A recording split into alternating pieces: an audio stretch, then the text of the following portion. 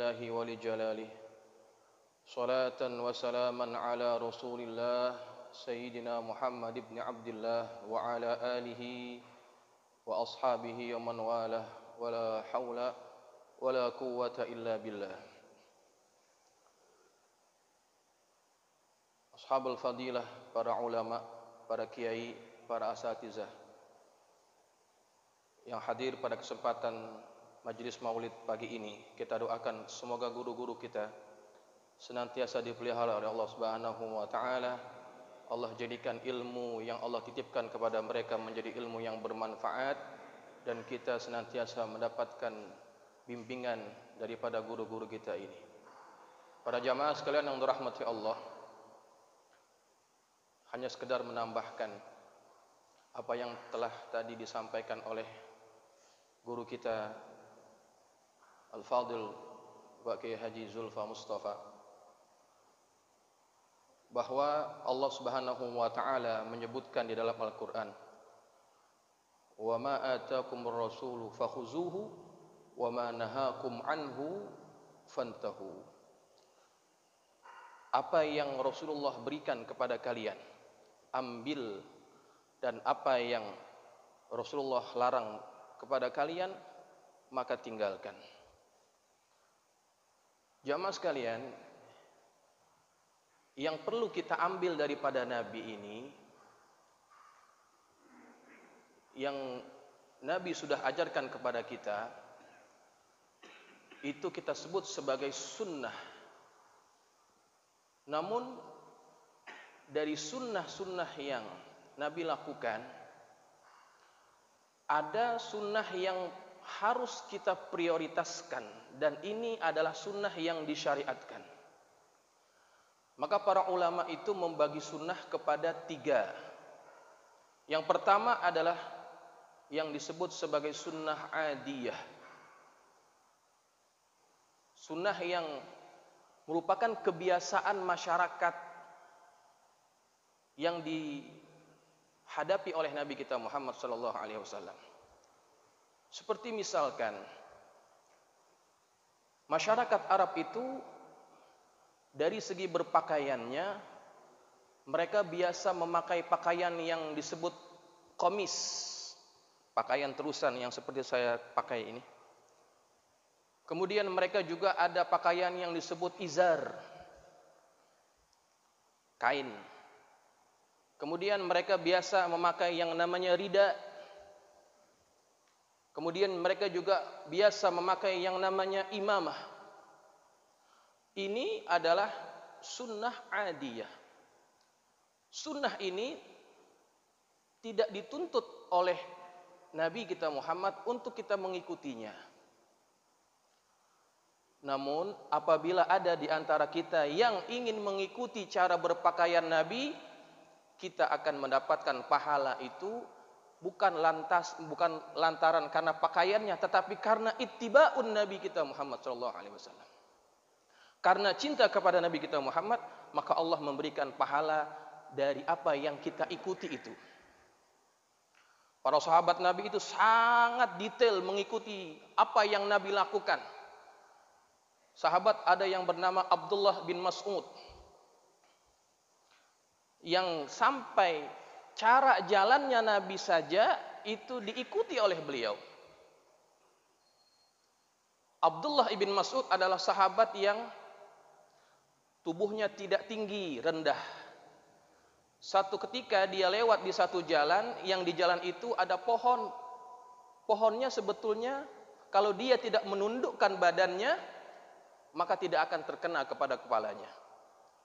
Namun Abdullah bin Mas'ud ketika lewat di tempat itu, beliau nundukkan kepalanya. Ditanya oleh sahabat yang lain, "Kenapa engkau lakukan seperti itu? Kalau engkau tidak menunduk pun, engkau tidak akan terhantuk juga." Kata dia apa? "Sesungguhnya aku melihat Nabi lewat di tempat ini dengan cara seperti itu." Itu bagaimana para sahabat mengikuti apa yang dilakukan oleh Nabi, walhal itu sebetulnya bukan sunnah yang dituntut untuk kita melakukannya. Kemudian yang kedua, jamaah sekalian, sunnah yang berikutnya adalah yang disebut sunnah jibiliyah. Sunnah yang merupakan watak, kecenderungan yang setiap orang punya kecenderungan berbeda-beda. Ada orang yang suka makan jengkol, ada orang yang suka makan pete, ada orang yang nggak suka dua-duanya. Karena itu kecenderungan. Begitu juga Nabi kita Muhammad sallallahu alaihi wasallam. Ada sesuatu yang menjadi kecenderungan Nabi yang pada diri orang lain tidak ada kecenderungan itu. Sebagai contoh, Nabi ketika ditawarkan untuk makan satu binatang yang namanya dob. Dob itu apa? Biawak. Bukan biawak yang di sini. Kadal pasir, apa namanya itu, Ustaz?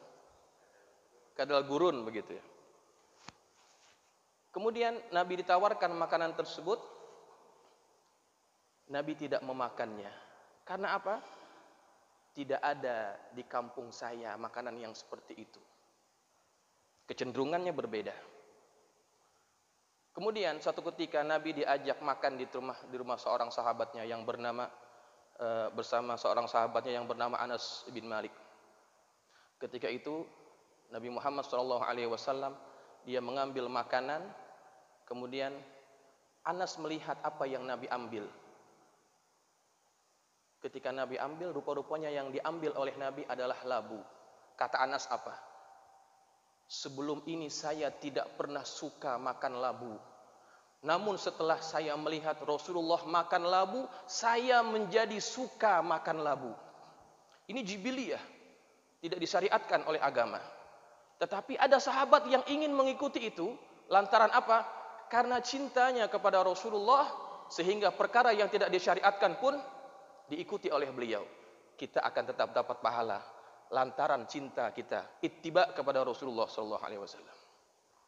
Tetapi yang paling penting ini adalah sunnah yang ketiga, yang disebut sebagai sunnah tasyri'iyah, yang tadi sudah dijabarkan dengan begitu baik dan sangat bagus oleh guru kita, yang itu yang disyariatkan kepada kita untuk kita mengikutinya, yang kita kenal sebagai akhlak itu.